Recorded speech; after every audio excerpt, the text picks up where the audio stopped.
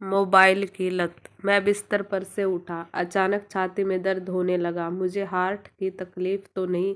ऐसे विचारों के साथ मैं आगे वाले बैठक के कमरे में गया। मैंने नज़र की कि मेरा परिवार मोबाइल में व्यस्त था। मैंने पत्नी को देखकर कहा, काव्या, थोड़ा छाती में रोज़ से ज़्यादा दर्द हो रहा है, डॉक्टर को बताकर आता हूँ। हाँ, मगर संभल कर जाना, काम हो तो फ़ोन करना। मोबाइल में देखते देखते ही काव्या बोली। मैं एक्टिवा की चाबी लेकर पार्किंग में पहुंचा। पसीना मुझे बहुत आ रहा था। एक्टिवा स्टार्ट नहीं हो रहा था। ऐसे वक्त हमारे घर का काम करने वाला ध्रुव साइकिल लेकर आया। साइकिल को ताला मारते ही उसे मैंने अपने सामने खड़ा पाया। क्यों साहब, एक्टिवा चालू नहीं हो रहा? मैंने कहा, नहीं। आपकी तबीयत ठीक नहीं लगती साहब? इतना पसीना क्यों आया है? साहब, स्कूटर को किक इस हालत में नहीं मारते। मैं किक मार के चालू कर देता हूँ। ध्रुव ने एक ही किक मारकर एक्टिवा चालू कर दिया। साथ ही पूछा, साहब अकेले जा रहे हो? मैंने कहा, हाँ। ऐसी हालत में अकेले नहीं जाते, चलिए मेरे पीछे बैठ जाइए। मैंने कहा, तुम्हें एक्टिवा चलाना आता है? साहब, गाड़ी का भी लाइसेंस है, चिंता छोड़कर बैठ जाओ। पास ही एक अस्पताल में हम पहुंचे। ध्रुव दौड़कर अंदर गया और व्हील चेयर लेकर बाहर आया। साहब, अब चलना नहीं, इस कुर्सी पर बैठ जाओ। ध्रुव के मोबाइल पर लगातार घंटियां बज रही। मैं समझ गया था, फ्लैट में से सबके फ़ोन आते होंगे कि अब तक क्यों नहीं आया। ध्रुव ने आखिर थक कर किसी को कह दिया कि आज नहीं आ सकता। ध्रुव डॉक्टर के जैसे ही व्यवहार कर रहा था। उसे बगैर पूछे मालूम हो गया था कि साहब को हार्ट की तकलीफ हो रही है। लिफ्ट में से व्हील चेयर आईसीयू की तरफ लेकर गया। डॉक्टरों की टीम तो तैयार ही थी। मेरी तकलीफ सुनकर सब टेस्ट शीघ्र ही किए। डॉक्टर ने कहा, आप समय पर पहुंच गए हैं। इसमें भी आपने व्हील चेयर का उपयोग किया, वह आपके लिए बहुत फायदेमंद रहा। अब कोई भी प्रकार की राह देखना वह आपके लिए हानिकारक होगी। इसलिए बिना देर किए हमें हार्ट का ऑपरेशन करके आपके ब्लॉकेज जल्दी दूर करने होंगे। इस फॉर्म पर आपके सर्जन के हस्ताक्षर की ज़रूरत है।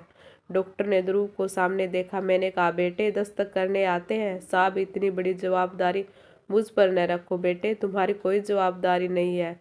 तुम्हारे साथ भले ही लहू का संबंध नहीं है, फिर भी बगैर कहे तुमने तुम्हारी जवाबदारी पूरी की। वह जवाबदारी हकीकत में मेरे परिवार की थी। एक और जवाबदारी पूरी कर दो बेटा। मैं नीचे लिखकर सही करके लिख दूंगा कि मुझे कुछ भी होगा तो वो जवाबदारी मेरी ही है। ध्रुव ने सिर्फ मेरे कहने पर हस्ताक्षर किए हैं बस अब।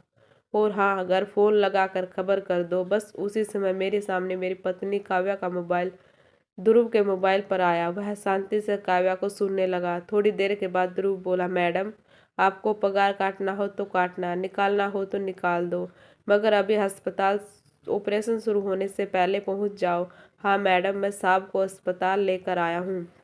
डॉक्टर ने ऑपरेशन की तैयारी कर ली है और राह देखने की कोई ज़रूरत नहीं। मैंने कहा, बेटा घर से फ़ोन था? हाँ साहब। मैंने मन में सोचा, क्या हुआ? तुम किसकी पगार काटने की बात कर रही हो और किसको निकालने की बात कर रही हो? आंखों में आंसू के साथ ध्रुव के कंधे पर हाथ रख कर मैं बोला, बेटा चिंता नहीं करते, मैं एक संस्था में सेवाएं देता हूँ। वे बुजुर्ग लोगों को सहारा देते हैं। वह तुम जैसे ही व्यक्तियों की ज़रूरत है। तुम्हारा काम बर्तन धोने, कपड़े धोने का नहीं है, तुम्हारा काम तो समाज सेवा का है। बेटा पगार मिलेगा, इसलिए चिंता न करना। ऑपरेशन बाद मैं होश में आया। मेरे सामने मेरा पूरा परिवार नतमस्तक खड़ा था।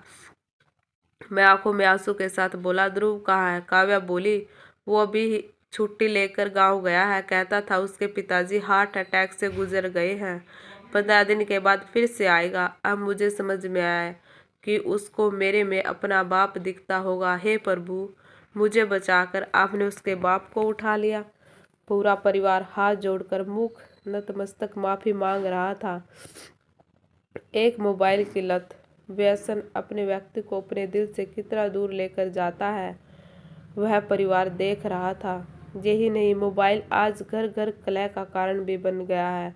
बहुत छोटी छोटी बातें तत्काल अपने माँ बाप को बताती हैं और माँ की सलाह पर ससुराल पक्ष के लोगों से व्यवहार करती है और परिणाम स्वरूप वह 20-20 साल भी ससुराल पक्ष के लोगों से अपनापा जोड़ नहीं पाती। कहानी को अंत तक देखने के लिए धन्यवाद। अगर आपको यह कहानी पसंद आई तो प्लीज़ चैनल को लाइक करें, शेयर करें, सब्सक्राइब कर ले। धन्यवाद।